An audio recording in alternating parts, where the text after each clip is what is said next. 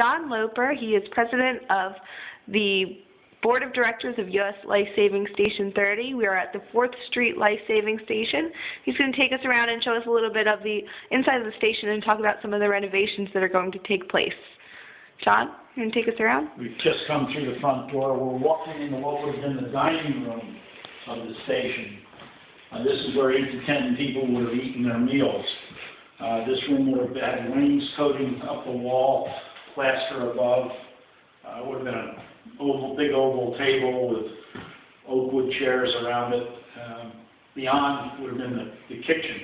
The kitchen was very basic. It was probably a wood or a coal stove with just a pantry and basically just a farm-type sink. All their food was purchased on the open market at $1 a day. So it was very basic. And that's what this area will be when the station's restored. Okay. Turning and looking toward the ocean, we're walking through the front entranceway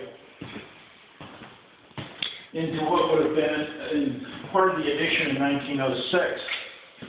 This part of the addition was used as a gathering room. It also would have been used as a wet room.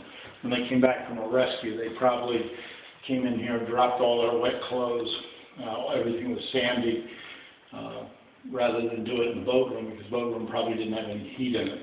This section of the building would have been heated. You mentioned earlier that the floors are not original. How about the fireplace there? The floor is not original, the fireplace is not original. There's nothing in here that's original until much later on. Basically everything you see is house frou-frou from the 1940s forward, when it was in civilian hands, when civilian owners owned this building. But all this will be taken out and restored back.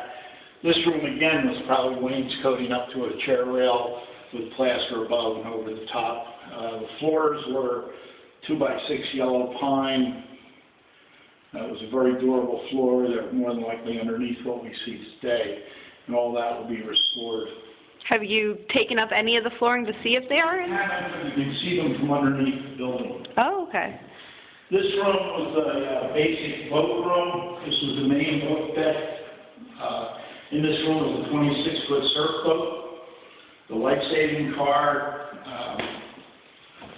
the life cart that was used to transport the equipment to the beach. This was the general workroom.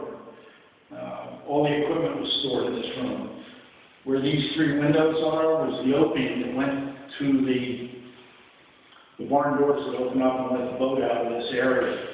This wall was not here and all the way back to the staircase to give you the 28 feet needed to put a boat in here.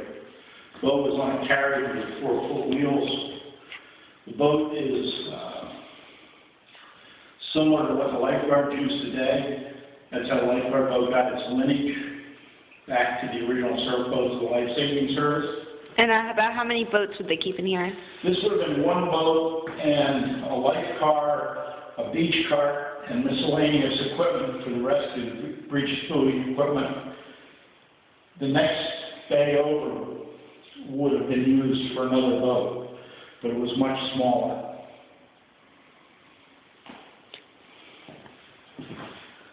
And this side of the building is where we've had water damage, which has since been fixed. But all this was a boat bay. It's now a bathroom. All this house frou-frou comes out. If you look up through, the original wainscoting is still across the ceiling in here. That was part of the original fabric of this room.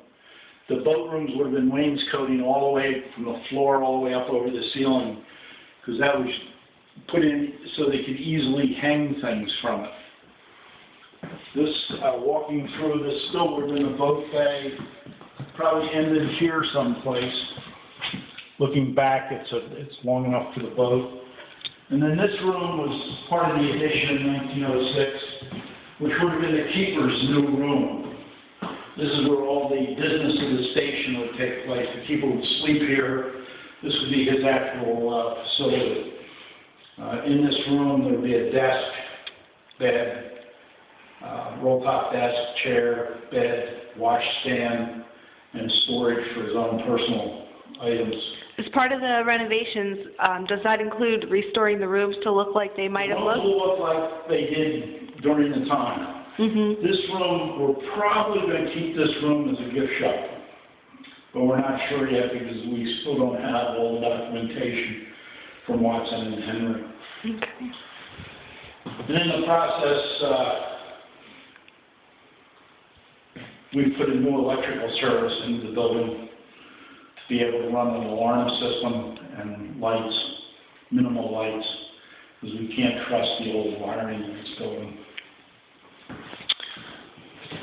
Is there anywhere else? That's basically this floor.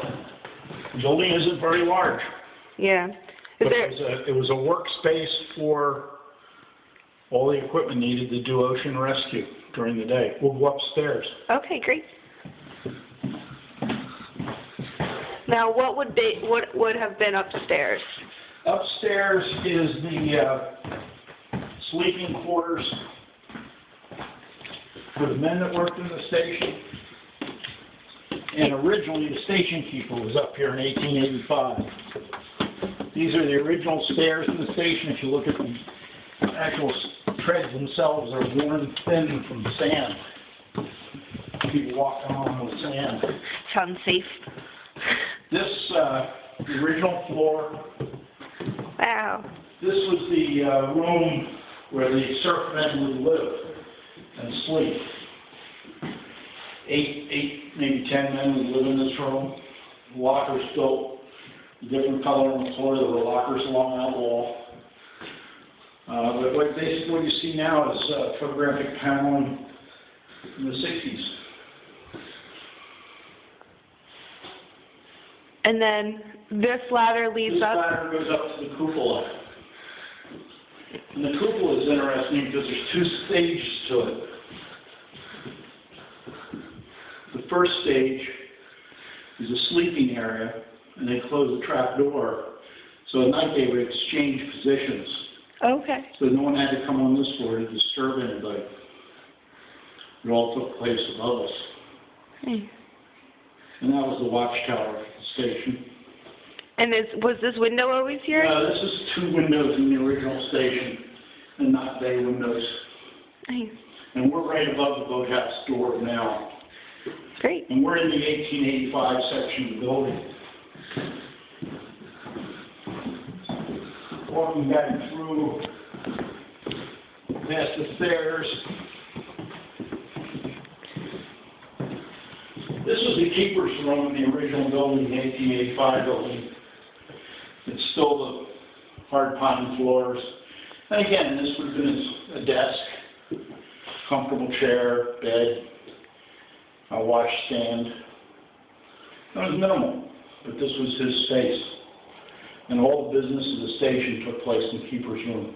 Okay. It also substituted as the office for the building.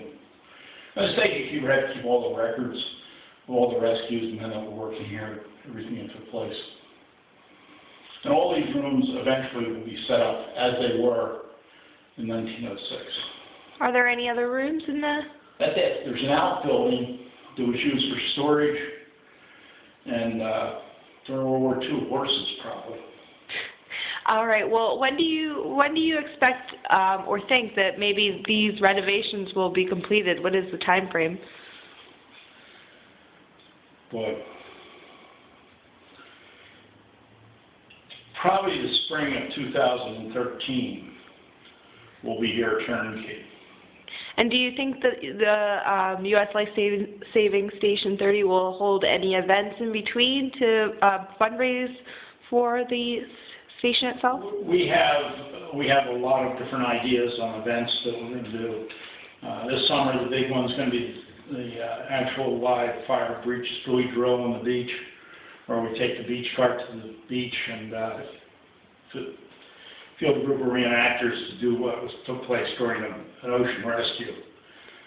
We've gotten the Coast Guard to talk to us, and they're willing to come by at the end of the program and drop a rescue swimmer and take off again. So you'll see 100 years of life saving right in front of your eyes. We'll probably do a family night or some night that's convenient to the city. That's a huge fundraiser. We also are going to do a flag raising ceremony here before the building's taken apart, using the U.S. Life Saving Service flag. That'll be the first time that a Life Saving Service flag has been on this building since 1915. That'll be very exciting. And we have other events that we're planning. Okay. One of the things we've talked about a little bit is a blue jean ball on the boat deck floor. There's just a lot of things that we've talked about. Great. Well, thank you so much for taking us around here today. I hope you have a fantastic day. Thanks. Thanks.